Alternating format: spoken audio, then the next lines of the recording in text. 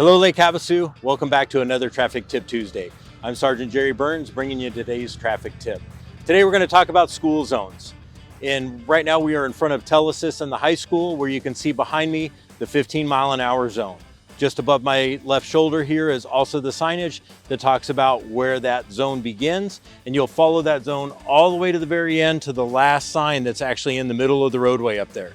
Once you get to that end 15 zone, then you can go back to 25. The 25-mile-an-hour zones in our school zones are enforceable 24 hours a day, 7 days a week, so make sure you're doing the speed limit in those areas. The other thing I want to talk about are the crosswalks.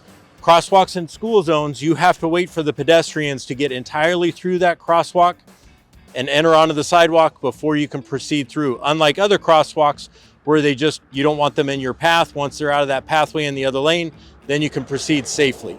But school zones are entirely different. You have to wait until they're completely through that crosswalk. The other one I want to talk about is the no stopping, standing, or parking in the school zones. Also up here, and we'll have one of the signs posted up in the video here that's going to show you right where that begins and ends. We cannot have cars stop, stand, or park in those areas, dropping off kids, picking up kids. You get into the areas where it makes it difficult for cars to see the young children leaving the school.